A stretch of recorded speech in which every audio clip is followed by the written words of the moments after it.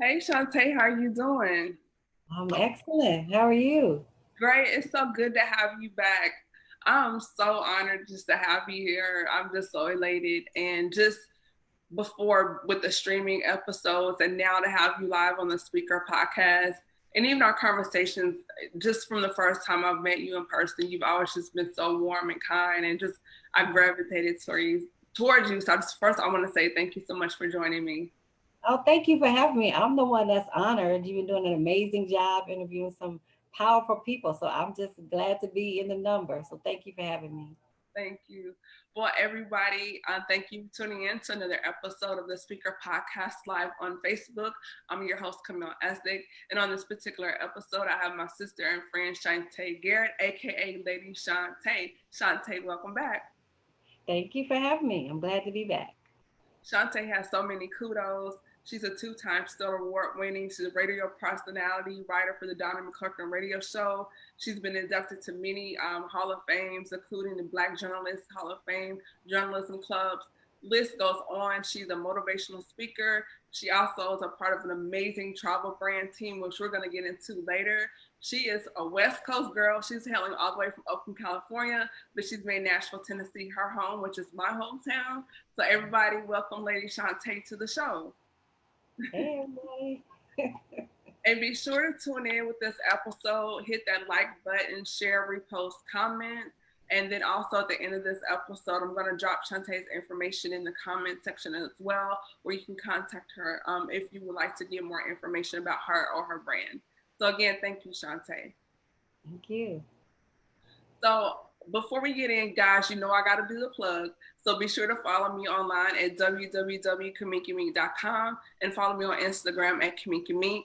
And you can also email me at thespeakerpodcast@gmail.com. And I have some amazing news. I just started my interior design decor page.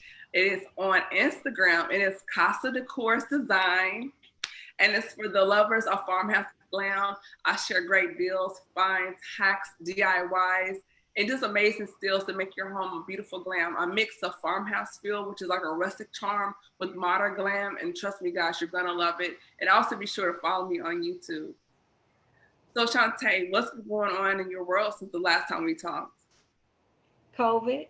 Right? I think COVID's got everybody shook right now. Like, what in the world is going on? Yeah, COVID-19, like everybody just making it day by day and so grateful, to for my health and the people who I know and love, their health. I know a lot of people have been impacted and even lost loved ones. So just so grateful for God's grace in this season. We were impacted here in Nashville, not only with COVID, but with the tornadoes back to back. So there's been a lot of recovery effort happening, and been glad to be a part of, different organizations, raising money and just helping people to get what they need in terms of resources during this time. So we are really just taking it day by day. And it seems like in 2020, every day can bring something new, good and not so good. And so just using this season as a time for preparation for whatever else God wants to do. Just continuing to make my connection stronger with the relationships in my life, and yeah, just I want to say coast, but it's not really a coast. Sometimes it seems like a roller coaster. But really just trusting God. A lot of um, challenges with mental health. During this time because people are just suffering and losing people and don't know what tomorrow is going to bring. So being able to share information over the radio, in terms of social media on how people can take better care of their mental health, I think that's been important in this season as well. So just like everybody else getting through day by day. I totally understand. I'm still trying to just process the loss of Chadwick Boseman. Like, when I heard the news, I was just like, what? Because he's made 7 movies in 6 years, amidst having surgeries and chemotherapy and the weight change, and yet he still maintained this grace and dignity about himself, and you never heard him complain or rant. Because we see people on social media laying in the hospital bed showing the hospital wristband, and he never did that. He just really maintained that part of his life private and did what God called him to do. He fulfilled his assignment, and the roles he played, they were riveting for our culture. He represented our culture so well. And he brought such a humanity to each character that he played. And maybe, with the illness, realizing that, my time is limited. So he really gave it his all, not only with his job, but even offspring of people, his selflessness and the philanthropy. And just admire him. And you think, how times we complain about, oh, I'm tired. And it's like, wait a minute, we're not fighting cancer. We're not fighting surgery. We're not fighting chemo. And this man, not only were his roles just like regular movies, but he's doing like action, very physical roles like with Black Panther. And I heard he's working on Black Panther 2. And it's just like, wow. So just in saying all that, Shuante, you were saying you were touching on some of the things in the radio. So what are some of the things that you give to your listeners on the radio and through social media, just dealing with mental health, dealing with loss and grief? What do you say to those that may be watching? Yeah, and real quick, just about Chadwick. I mean, yeah, he was such an inspiration, and I feel like he has done more in his 43 years than some people do in their lifetime, So, like how you say, kind of numbering your days, it just reminds us all of our own mortality, and that we do have an assignment, God, that's something for each of us to do, and we need to get busy doing it, because we never know the day or the time. So yeah, he's missed already. We know I know he has a brother who has a church here in Really? Nashville. Yeah, in Murfreesboro, Tennessee. I didn't And know so that. there are a lot of local people who have surrounded that family and come together to support them, during this time as well. So yeah, he I will. didn't know that. I knew he was from South Carolina, but I didn't know he had people in the borough. That's interesting. So yeah, definitely, prayers and condolences to the Bozeman family. Even his wife, they were newly married. So I can imagine, you married the love of your life, knowing you're about to lose him. So just prayers to them, and thank you for sharing that. I did not know, but Yeah, wow. yeah, a lot of people did. He'd come here a couple times a year, so he graced us with his presence. But in terms of, the mental health challenge a lot of people have been under, we can even call it an attack. But I just been trying to share different articles, different things that I'm finding out about how people can take better care of their mental health, having mental health experts on, with me to share with people. I try to touch on COVID, but I try not to oversaturate my listeners about COVID because it's just so grim and so dim. And some of the statistics are We still get it so every day, like it's just bombarded. Just exactly. So I try to encourage people wear your mask, but I just try to share information as is as needed, in terms of what's happening with COVID. In terms of mental health, so many people who live by themselves, maybe single or, for whatever reason, we've been seeing a lot of those challenges rise in that community and not just them, but, that's a big community because, you're alone by yourself, and it's one thing to be alone because you want to be versus because you have to be, also finding some couples, having challenges, having to be around each other all the time now. It's different when you go on and I'm coming and, we seeing each other. But now that we have to be forced to, you know, learn who we are now, I think even Jada Pinkett Smith alluded to that she found out, I didn't really know my husband, because we've been going so much. And now that we're quarantined, I'm learning you as a whole different person. So there's challenges on different levels for different people. I found that talking therapy, so funny because I have several friends that are such advocates of therapists, and they're I'm like, you don't have a them. therapist? Yes, I'm What? an advocate for therapists for therapy. I'm like, Hmm. you can be saved and have Jesus and a therapist too, because I Absolutely. believe and I think it's crazy how you get advice for everything else but your mind. If you want to buy a house, you talk to two or three people about that, and go to the doctor and the dentist and the podiatrist and hairdresser and the barber and the mechanic and your teacher, your professor, your pastor. But what about your mind? You talk to everybody else about everything else but your mind. So why are we not advocating for therapists? I don't understand that. Yeah, well, it's a stigma sometimes attached to it. And, sometimes it's hard to find the right therapist too. You know what I mean? Just like when you find that right doctor, you stick with that doctor. When you find that right hairstylist, they're giving you what you need. So you want to stick with that therapist. But, I wasn't doing it. Like I said, a lot of my friends were looking at me crazy, like, you don't have a therapist? Like, you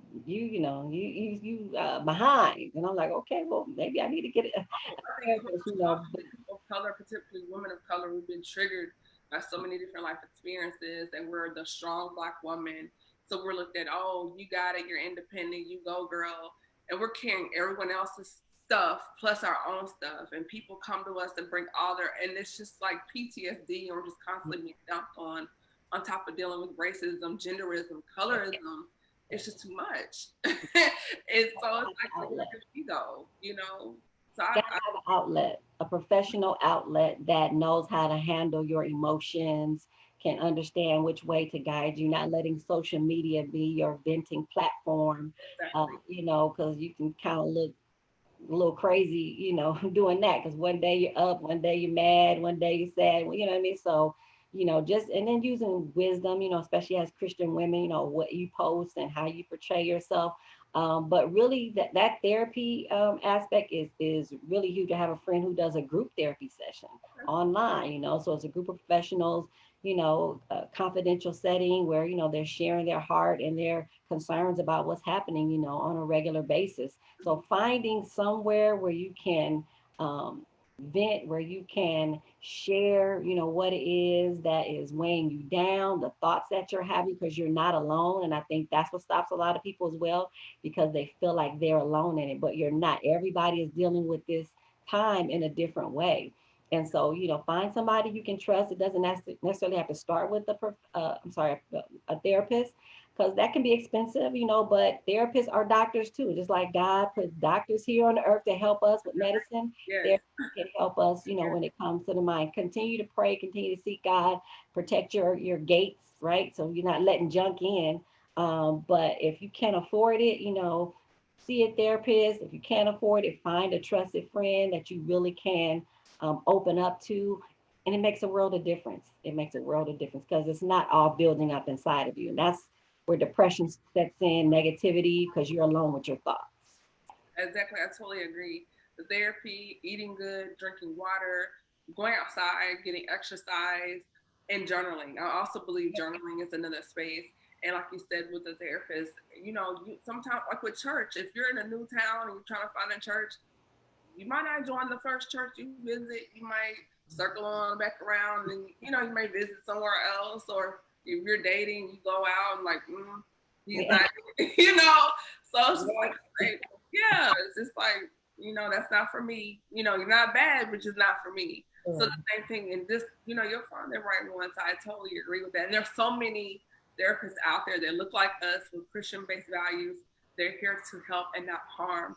I think within our community, there's such a stigma because culturally we have such a distrust for the medical industry just because of the historical precedence Right. of people of color and doctors, like with Period and Lax or the Yeah. Tuskegee experiment. So we have a history of experiencing abuse and manipulation with the medical industry, and I understand that. But now we have more and more people that look like us in the industry that are here and they understand us because they are us. Yeah. So you just have to reach out and find them, but they're there. So I totally agree with you on that. A lot of them are offering free services during this time as well because they know that people are struggling. So there's help out there, and Google is your best friend. It is. So if you can't get a good referral, go to Google, start looking at the people in your area, or even a lot of people do their therapy sessions through Zoom. So there's help. You just got to seek out. Definitely. And going through, leading up to the question about having therapy, what was your greatest hurdle or something you made an experience that you said, okay, maybe I need to talk to someone or just find an outlet to deal with how I'm feeling right now? And how did you overcome that? I think with this COVID situation, to me that was a little secondary, but Mm-hmm. this racism issue has really weighed heavily on me, and we all know that it's not something that is new. But with the exposure of it and with the global conversation that's happening around it, and yeah, it's just heavy. It's just heavy, and those are things that you have to cast. You have to cast your cares first of all on God, and you got to find somebody to talk those things through. Why don't they see it like we see it? Why do they keep killing us? I What know. you know what I mean? And then you're thinking about the people in your family, the men in your family, being scared for them, even though we don't have to live in fear as Christians, but it is a concern, and especially when you continue to see it replayed over and over in social media, it does something to you psychologically Yes, when it you does. see people like you getting killed and there are no consequences It's on a trauma. regular It's basis. repetitive trauma. Like I saw the video Friday. of Daniel. I forget his last name, but he was the young man in Mhm. Rochester, New York, Yeah. where he was nude, handcuffed in the snow, and Mhm. they didn't even have the common compassion of, hey, let's get him some pants or something, and they put the bag over his head and choked him. It was disturbing. I thought the George Floyd or the Edward Gardner situation was disturbing, but to see this man of color that's clearly having this mental health breakdown. He's having a moment, an episode, and the police are chiding him and they're making fun of him, and he's naked in the snow. It took me to another place, and I was just like, I can't believe this is where we are right now. Like, it's just unreal. Yeah, yeah, yeah. It's hard. It's heartbreaking. And if you are in a organization or where you work or a church that's diverse, that there are people you have to deal with in close proximity who don't get it, that's a whole nother stress level that you have to go through as Frustration. well. Yeah, Yeah, yeah. yeah. Because they're questioning, well, he must have done something. I mean, so all of those things, and people have a right to feel and think how they do. But as you said, as we're being traumatized on a regular basis, you want people around who understand, who sympathize, empathize, who want to be an ally, versus an enemy. And so after George Floyd, I definitely took my friends up on that. Like, I think I might see a therapist. You guys been advocating for it, and it helped. It wasn't anything that I personally had to do for a long time, but just dumping, and being able to think clearly. And what I've also found out, Camille, is that a lot of times when you're battling or you're thinking things, it sounds good in your head or it makes sense in your head. To But you, when it you sounds talk good it to you. out, it sounds different. Or either it's not that bad or, what you were thinking were right. I mean, so there's a different experience that happens when you actually talk about what's on the inside. And so the more we keep things in, the more we're battling ourselves on the inside, and we don't have to. So that George Floyd really took me to another place. But it also made me I was actually kind of excited about the way that the world responded because I haven't seen that before. We know that Martin Luther King had the civil rights movement, but I had not seen a global cry Global unification. for Yes. justice. And Mm-hmm. so I was happy. And it's almost like COVID put us in a position where we had to pay attention. You You had to pay quarantine, you're not out, watching the game, and you're at home and you have to take a look at this and you have to take a look at yourself and the part that you play. So there are, two dynamics going on at the same time, but being able to talk to somebody who can understand, who can empathize with me, who can help me just kind of assess, what I'm feeling, what I'm thinking, it helps. It's 100%. Um, it helps you 100%. I'll just say that, I mean, because people deal with therapists differently because sometimes you go in and you don't tell them everything, so you're still battling, but the it can trust. definitely It's be just a you have to build turnaround. a rapport, and I think over time, you'll know when you have that right fit. If you just feel like, oh, I could just tell them everything. That's You'll it. have that feeling. But if you kind of feel like, then Yeah. maybe that's not the one for you. Because when you find the right one, you'll connect in such a way it'll just come out. Yeah. And you won't even think about it. It'll just come out. Yeah. It'll pull it out of you. Yeah. So with this quarantine, the Rona is in the neighborhood, and traveling is just kind of been a teeter-totter sticky situation. So first of all, those that are not familiar with them, let the viewers know about your travel brand. And I have some questions about traveling right now during the pandemic, and maybe my questions may help someone else as well. Yeah, sure. Yeah, so I am a travel business owner, travel professional. So I own my own online travel agency. I also help other people realize their dreams of entrepreneurship by owning their own agency as well. Travel is still the largest industry in the world. It's an $8 trillion industry. It's slated to grow to 15 trillion in the next decade because baby boomers are Wait, retiring how every much? 15 trillion. With a T? Yes. Oh, yeah. Oh Yeah. Yeah. gosh. 'Cause you got Okay. to think about travel is global. And every other industry is attached to it. Mm. Okay. So sometimes when we think about travel, we just think about flying to New York or, no, it's way bigger than that. So, and it also includes entertainment, right? So I have the ability to help people book travel. I have the ability to help people own their own business, but also giving them access to sports and entertainment, Super Bowl tickets, concerts, Disneyland, all of those things become your inventory as a business owner. And now you get paid for what people are going to do anyway. So, I just always like to encourage people the best time to work on a plan B is while your plan A is still working, and to have something that's actually working for you and you're not always working for it. It's just smart. And because of what has happened with COVID, the W-2 world is turning into a 1099 world. People are looking for opportunities to own their own business and to make residual income from home. Residual income is doing something one time and getting paid over and over again. So it's a wealth strategy. It's another way to generate another stream of income, again, something that's working for you, so that you can get on the other side of money. And why not do it in the largest industry in the world? It has been slightly impacted, just like everything else, but you would be surprised with how many people are traveling as we speak. Hotels are still booked, people are still flying. And it's pretty amazing. International travel has been impacted a little more, but domestically, people are going.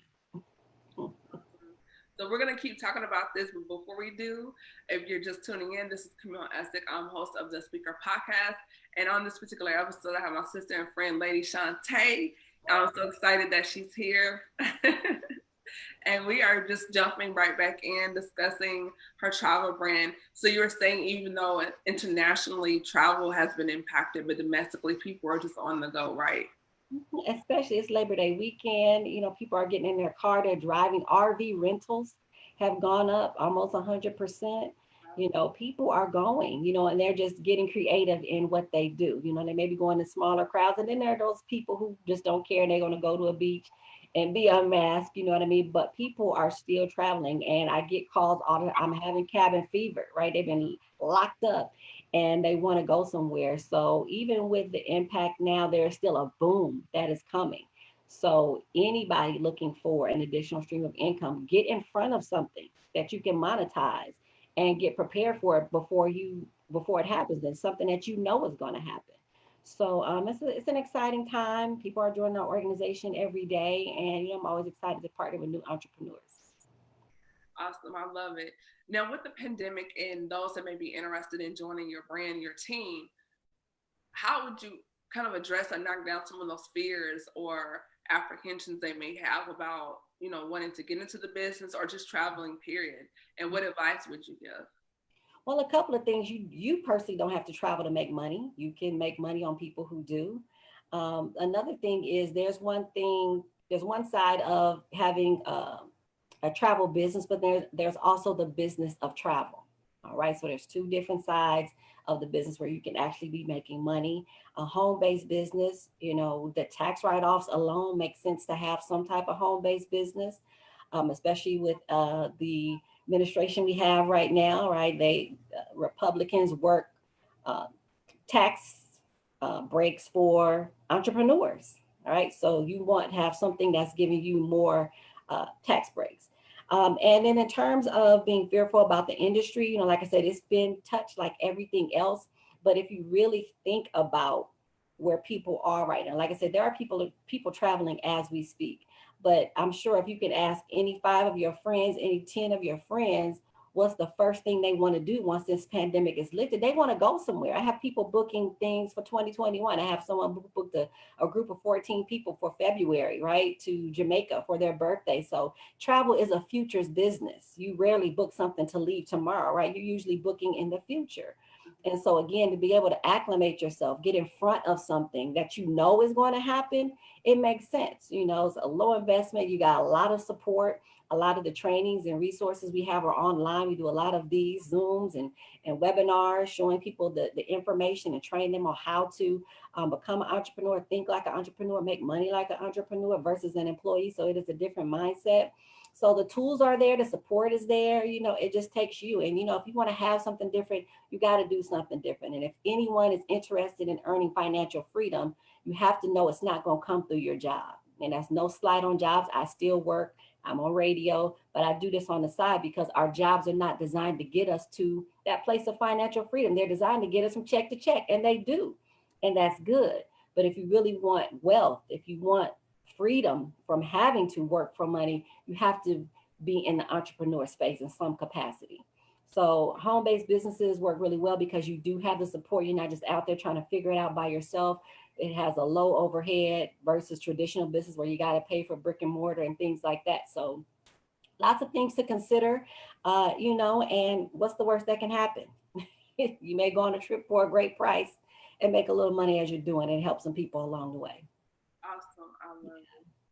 So for those that are interested in getting in contact with you online to get information about just you personally, to book you or to join the team, where could they reach you, Shuante?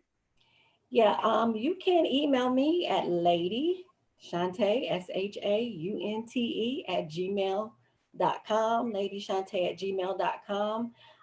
And yeah, I'm there. I answer my emails on social media, Lady Shuante on everything, so I'm not hard to find at all. Awesome. Well, first of all, I want to thank you so much for joining me. It's always a joy talking to you offline, but I love when I can get you online as well.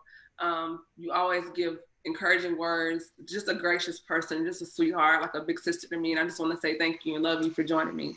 Oh, I love you. You're awesome. You're amazing. I'm so excited about this platform. I'm excited about your new business. You're beautiful inside and out. Anything I can ever do to support you, I'm happy to do that. So thank you so much for having me. Okay. Oh, thank you so much. Well, everybody, I hope you got something from this episode of the Speaker Podcast. I'm your host, Camille Estek, and until next time, be blessed. Bye bye.